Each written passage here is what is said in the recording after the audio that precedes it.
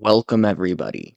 We'll start today's location off with a good old-fashioned story from Doug Campbell, with slight alterations to just the wording by me. What had started out as a sunny spring day, wildflower blossoms bursting forth with all the beautiful colors of a rainbow, and the sky a bright, bright blue. Then, with the suddenness of a gunshot, the day turned as dark as a raven's feather. But at that exact moment, it so happened that an antelope buck and his doe were grandly walking down the hill on the forest path, while a fat, happy chipmunk and his mate were scampering up the same path. They were side by side, and at that precise instant that the world turned dark as midnight on a moonless night, the sound of thunder was deafening, and lightning suddenly shattered the darkness. The wind roared as if it were in pain, and the earth trembled underfoot. For a nanosecond, it seemed that time was frozen, as all these conflicting and confusing forces were focused on the very spot on the path where the antelope and the chipmunks were side by side.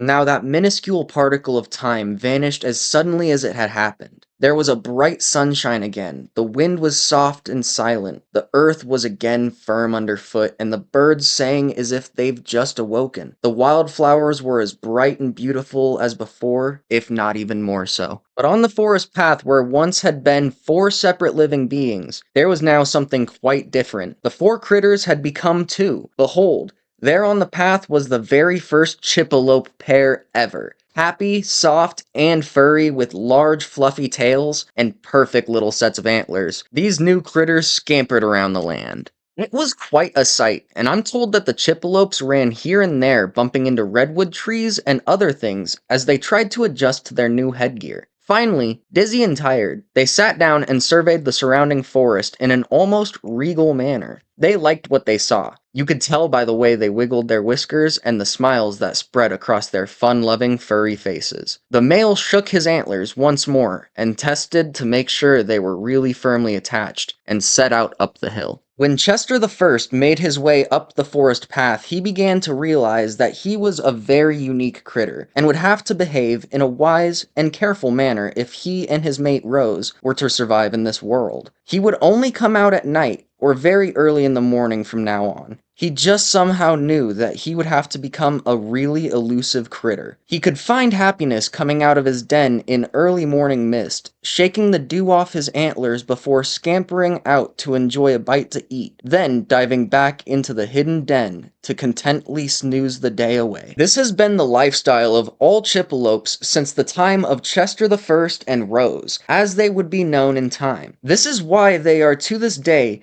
very rare and elusive critters. The hill which today is known as Campbell Bros Confusion Hill is the only place on Earth that I am aware of that is home to the chippelope. And I tell you that story to tell you about a man named George Hudson, who built something called the Gravity House in a place called Confusion Hill in California.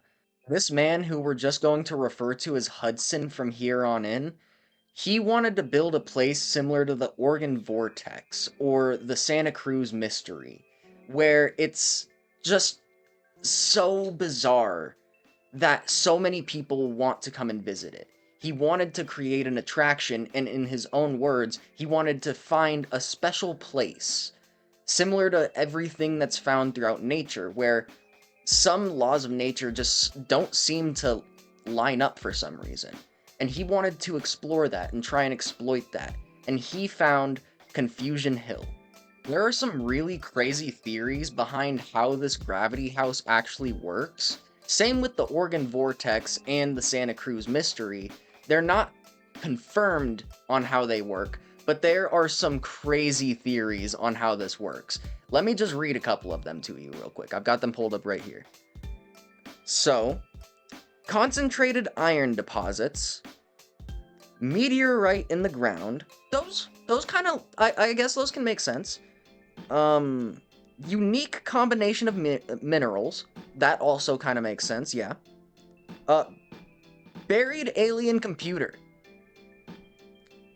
Vortex where time slows down. Multi-dimensional door. Special spot where spirits gather. Yeah, I had to make sure that I was reading that one right. That's weird. That's wild.